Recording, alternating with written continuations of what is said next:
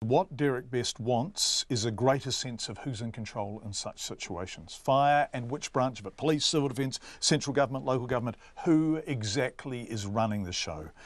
And evacuated homeowners we've spoken to are saying the same thing. While some evacuees have been allowed to return to their homes and they're going back in greater numbers, others say communication has been poor. Governor's Bay resident Jack Palovski was evacuated with just a few minutes' notice and has no idea when he can return and what sort of condition his home is in. Not knowing is terrible, but he says his neighbour was told by civil defence that her house had burnt down when it hadn't. The Worsley Road resident spoke to me from a cafe where he and his neighbours had gathered. I asked him what he had heard. No one. And Jack, have you got neighbours there with you? Listen, now they're going away. I have them with me, yes. And so, and have you got a neighbour there with you who was told their house had been lost when in fact it hasn't? Is that the case? That's correct. That is in the press today. It's a whole story. They get the news from civil defence. Their house was burned out. Of course, she was in the tragic stage. And in today morning in the press, they find the house is on the photographs. They chase the photographs date.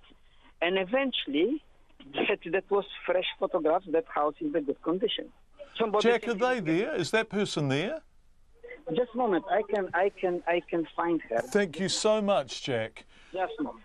So we're at the cordon. While Jack finds that neighbour, we're at the cordon. So Jack had no idea whether or not his house was standing, and a kind police officer took a photo and showed him.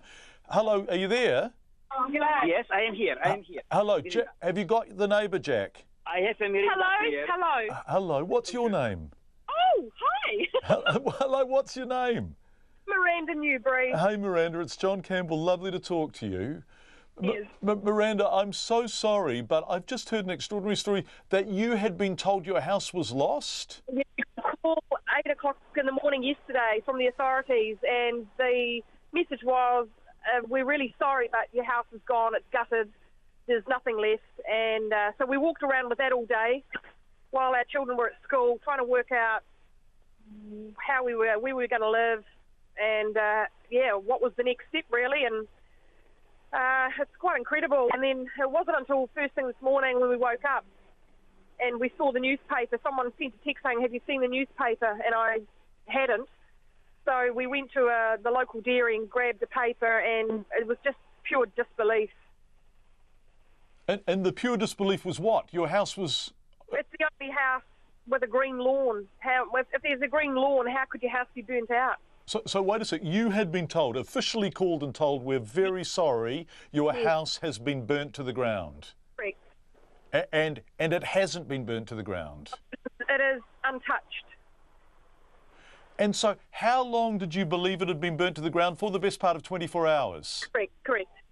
And so you obviously you went through a form of grief, shock, yeah, yesterday was a pretty bad day, but we've got two young girls, 11 and 13, and because we hadn't seen it with our own eyes, we didn't want to talk about it. They're at school, and we just tried to keep things positive for them. The biggest thing for us was that we potentially lost our cats. If the house was gone, the cats will be gone. We still haven't got the cats, but now we've got the house, it's likely the cats will return. And sorry, Miranda, did you tell your daughters? We told them that it looked like everything was okay, but that we would know more tomorrow. Right, and, okay, that's good news. So I just want to clarify, this was an official call from Civil Defence to tell you that your house had been burnt to the ground? Yes. And this morning in the press there is your house standing? Correct. And so where do you think the information came from?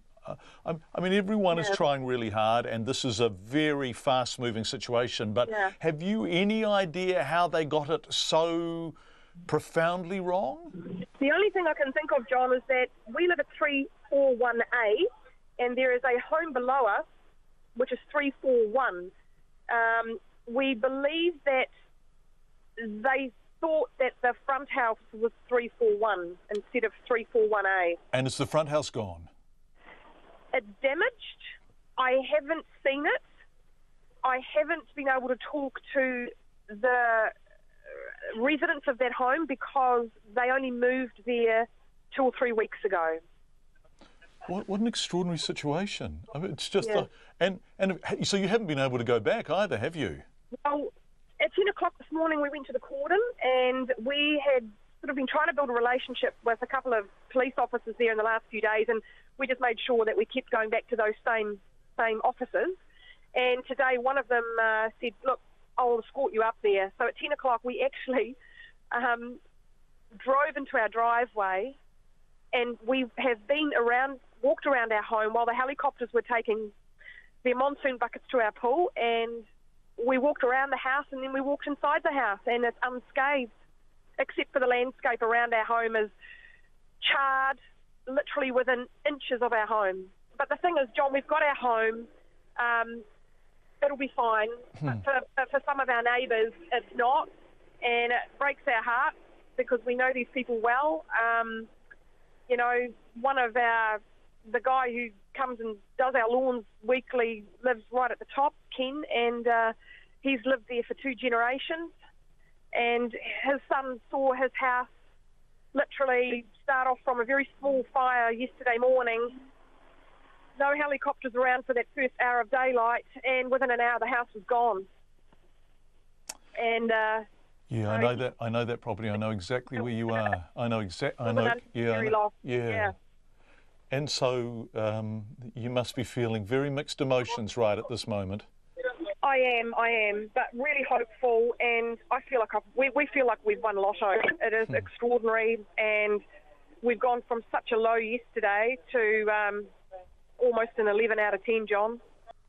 Miranda Newbury. So we contacted Civil Defence, of course, to ask who's in charge and why the Newburys were told their house had burned down when it hadn't. We have been unable to get an answer so far. We also contacted the Civil Defence Minister, Jerry Brownlee, to appear on the programme tonight to discuss Civil Defence's role and who is in charge of their role. He declined, as he's declined every single other invitation from Checkpoint over the past 12 months.